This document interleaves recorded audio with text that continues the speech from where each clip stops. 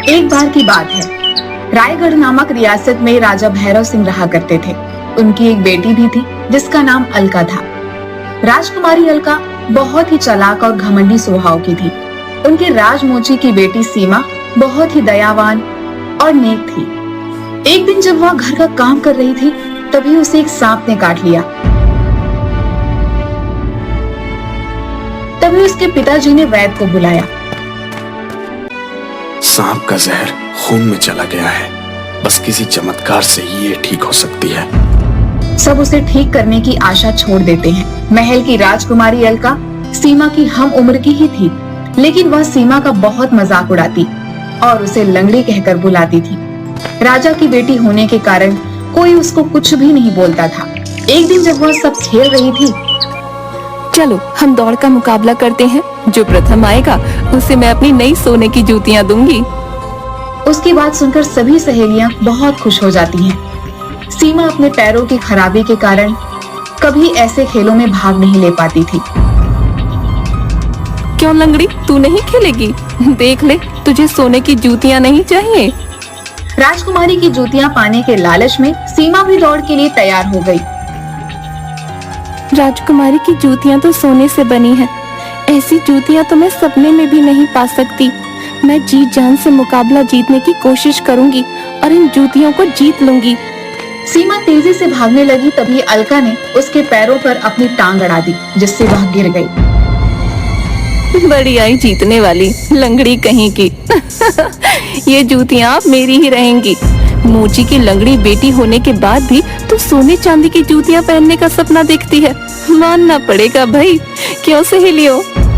दूसरी सहेलियां सीमा को उठाने में मदद करने लगी।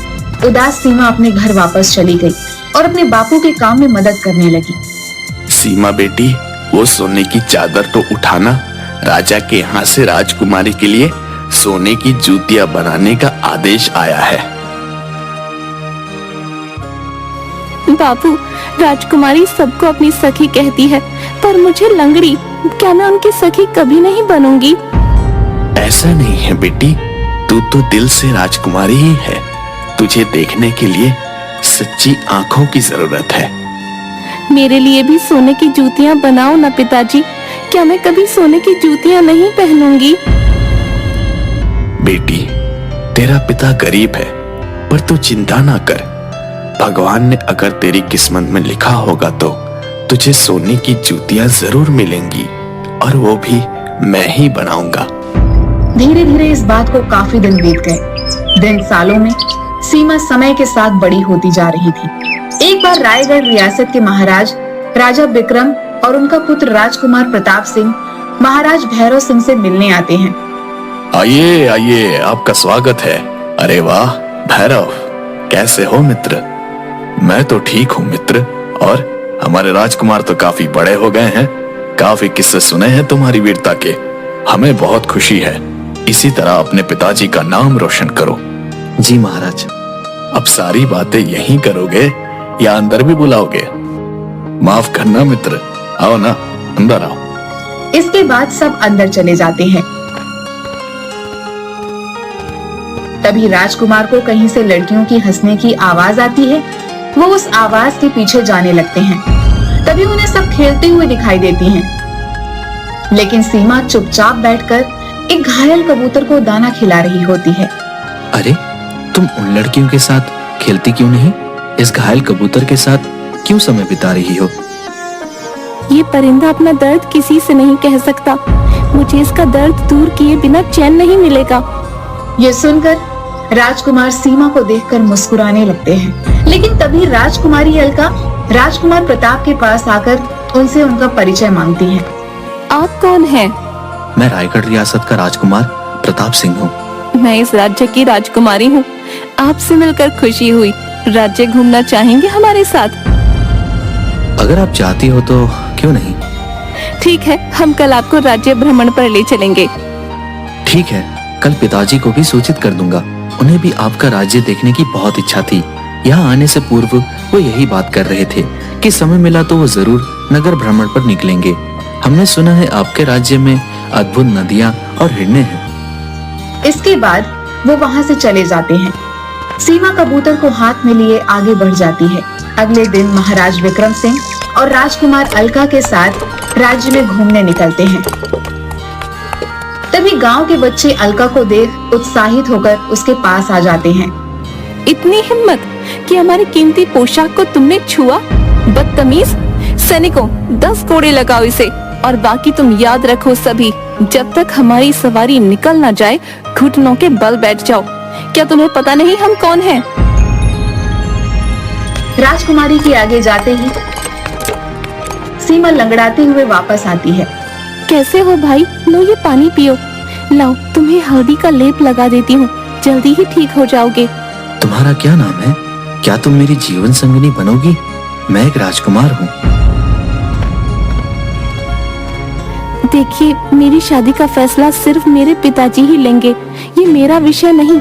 वैसे भी आप जान लें कि मैं बचपन से विकलांग हूँ। ये कितनी सच्ची और दयालु है।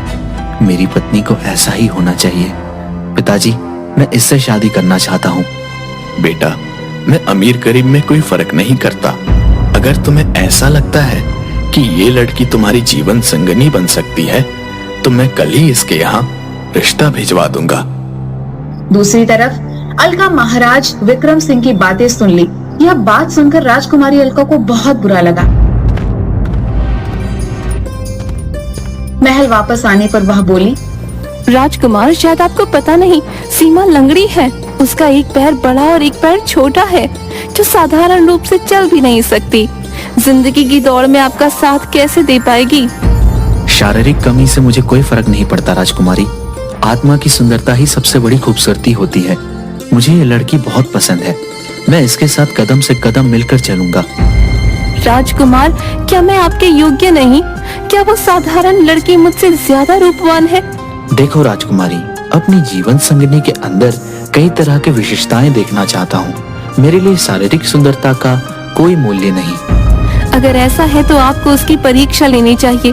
कोई ऐसा मुकाबला कराना चाहिए जिससे उसकी असली विशेषता का पता चले। हाँ, तुम्हारी बात तो ठीक है। तुम ही बताओ, हमें किस चीज का मुकाबला करवाना चाहिए कि हम जान सके उस लड़की में कितनी हिम्मत और वो सुख दुख का बोझ किस हद तक उठा सकती है। ठीक है राजकुमार, हम लंगड़ी टांग की प्रतियोगिता करवाएंगे। सीमा का एक पैर खराब है, इसके बावजूद अगर वो प्रतियोगिता में भाग लेने को तैयार हो जाती है और जीत भी जाती है, इसका मतलब कि वो रानी बनने के योग्य है। लेकिन बदले में अगर वह न जीती तो आपको मुझसे विवाह करना होगा। मैं तैयार हूँ, लेकिन मुझसे विवाह करने के लिए तुम्हें भी इस प्रतियोगिता में भाग लेना होगा। अगर तुम जीत गई तो मैं तुमसे विवाह कर लूंगा। अलका मन ही मन सोचती है, लंगड़ी टांग प्रतियोगिता का मुकाबला कराना ठीक रहेगा। सीमा की एक टांग तो खराब है, वह इस मुकाबले में कभी भी जीत नहीं पाएगा। मेरा विवाह तो राजकुमार से ही होगा। सुबह होते ही अलका महाराज को इस बात की सूचना देती है। पिताजी, राजकुमार प्रताप सिंह विवाह के लिए लंगड़ी टांग प्रतियोगिता करवाना चाहते हैं। यदि सीमा इसमें जीत गई तो वो उससे विवाह कर लेंगे, वरना मेरी जीत तो पक्की है। मैं ही बनूंगी उनकी अर्धांगिनी। महाराज उसकी बात सुनकर मान जाते हैं। पूरे गांव में ढिंढोरा पिटवा देते हैं। सुनिए सुनिए सुनिए, कल शाम शाही मैदान में लंगड़ी टांग प्रतियोगिता की प्रतियोगिता होगी। प्रतियोगिता में गांव की हर लड़की को भाग लेना जरूरी है। जो लड़की इस प्रतियोगिता में जीतेगी उसे सोने की बनाई हुई जूतियां इनाम में दी जाएंगी और राजकुमार उसके साथ विवाह कर लेंगे। सीमा सोचती है इस प्रतियोगिता में वह नहीं जीत पाएगी। इस प्रतियोगिता में जाना बेकार है। बेटी, तैयारी कर लो, तुझे ये प्रतियोगिता जीतनी ही है। तू कहती थी ना तुझे मेरे बनाए हुए सोने के जूते पहनने हैं। मेरा मन कहता है अब ये जूते तुझे ही मिलेंगे। नहीं पिताजी, मैं नहीं जीत पाऊंगी। सभी लोग मेरा मजाक बनाएंगे। मैं झूठे सपने नहीं देखती। मैं इसमें भाग नहीं लूंगी। पिता के बार बार समझाने पर सीमा प्रतियोगिता में भाग लेने जाती है। अलका भी प्रतियोगिता के लिए तैयार होने लगती है। वह जैसे ही जूती पैर में डालती है, उफ, इसे पहनकर दौड़ना तो नामुमकिन है। तभी सीमा वहाँ पर आती है। उसे देख अलका के मन में एक षड्यंत्र आता है और वह कहती है, सीमा, अरे पगली, तुम तो नंगे पैर आई हो। बड़े बड़े घरों की लड़कियां तुम्हारा मजाक बनाएंगी, लेकिन चिंता मत करो, तुम मेरी ये पुरानी जूती पहनकर इस प्रतियोगिता में भाग लेना। आखिर तुम मेरी सहेली हो, इतना तो मैं कर ही सकती हूँ। अलका सीमा को अपनी टूटी हुई जूती दे देती है, जिसके अंदर कीलें निकली हुई थी। भोली भाली सीमा अलका की जूती पहनकर प्रतियोगिता में भाग लेने के लिए तैयार हो जाती है। राजकुमारी कितनी अच्छी हैं, कितना ख्याल रखती हैं। दौड़ के समय मेरे पैर में दर्द ना हो, इसलिए उन्होंने मुझे अपनी जूती दे दी। मैं बेकार ही उन्हें गलत समझती थी। महाराज सभी लड़कियों को दौड़ शुरू करने का इशारा करते हैं। आप सभी को अपनी एक टांग से इस दौड़ को पूरा करना है। अब आप दौड़ शुरू करें। सभी लड़कियां दौड़ना शुरू कर देती हैं। दौड़ती हुई सीमा के पैरों में जूती में निकली कीलें चुभने लगती हैं। ओह माँ, असहनीय दर्द हो रहा है। पैर खराब होने के कारण मेरे जीवन में तो कोई खुशी नहीं है, लेकिन मैं जीत कर अपने पिताजी को खुश जरूर करूंगी। वो अपने पिताजी की इच्छा पूरी करने के लिए दौड़ती रहती है। उसकी आंखों में आंसू और पैर से खून निकलने लगता है, लेकिन वह अपनी गति कम नहीं करती। ये सीमा सबसे आगे दौड़ रही है, लेकिन बस कुछ ही देर में सबसे पीछे नजर आएगी। अभी जूती अपना कमाल दिखाना शुरू करेगी। अलका मन ही मन पूरी तरह से निश्चिंत होती हुई धीरे धीरे दौड़ते हुए चलती है। उसकी नजर सीमा के पैर पर पड़ती है और वह हैरान हो जाती है कि जूती के बाहर काला काला खून बह रहा होता है, लेकिन सीमा की गति पहले से भी तेज हो गई होती है। ये क्या हो रहा है? ये सीमा क्या ही प्रतियोगिता जीत जाएगी? क्या इसका विवाह प्रताप सिंह से हो जाएगा? मेरे पैरों में दर्द हो रहा है, बाकी लड़कियां भी रुक गई हैं। आखिर ये सीमा क्यों नहीं रुक रही? आखिरकार सीमा प्रतियोगिता जीत जाती है और जब उससे पूछा जाता है कि वह यह प्रतियोगिता कैसे जीती और विकलांग होने के बाद भी उसके दौड़ की गति इतनी तेज कैसे थी, तो वो कहती है, मैं सभी को बताना चाहती हूँ, मेरी जीत का कारण है राजकुमारी अलका। यदि उन्होंने अपनी कीलों वाली जूती मुझे नहीं दी होती तो मुझे दर्द नहीं होता। इस दर्द के कारण मैं जल्दी से जल्दी इस प्रतियोगिता को पूरा कर लेना चाहती थी। अलका शर्मिंदा होकर अपना सर झुका लेती है और राजकुमार प्रताप सिंह, सीमा, इस लंगड़ी टांग प्रतियोगिता के जीत के इनाम सोने की जूतियों के साथ मैं ये ऐलान करना चाहता हूँ कि मैं तुम्हें अपनी पत्नी बनाना चाहता हूँ। क्या तुम्हें कोई ऐतराज है? राजकुमार, मैं एक साधारण लड़की होने के साथ साथ विकलांग भी हूँ। आपके लिए उपयुक्त जोड़ राजकुमारी अलका ही है। अरे बेटी, तुम तो बिल्कुल सामान्य तरीके से खड़ी हो। ये तो चमत्कार है, मेरी सीमा ठीक हो गई है। सीमा अपनी टांग देखने के लिए जूती उतारती है तो वो हैरान रह जाती है, क्योंकि उसकी टांग बिल्कुल सामान्य हो गई थी। कीलों के लगातार चुभते रहने से सांप का पुराना जहर उसके खून के साथ बाहर निकल गया था।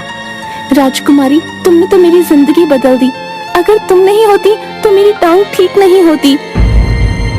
देखा बेटी, मैंने कहा था ना, मेरा दिल कह रहा था, ये सोने की जूतियां अब तू ही पहनेगी। जा बेटी, राज कर अब। तू जीवन की हर दौड़ में हमेशा जीतते रहेगी।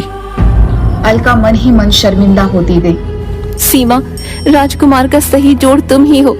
तुम्हारे आगे आज खुद को मैं बहुत छोटा महसूस कर रही हूँ। मैंने जानकर तुम्हें टूटी जूतियां दी थी ताकि तुम हार जाओ। मुझे माफ कर दो सखी। राजकुमारी ने सीमा को गले से लगा लिया और सीमा की शादी राजकुमार के साथ हो जाती है, जिससे राजकुमार उसे अपने हाथों से सोने की जूतियां पहनाता है और सब खुशी खुशी रहने लगते हैं।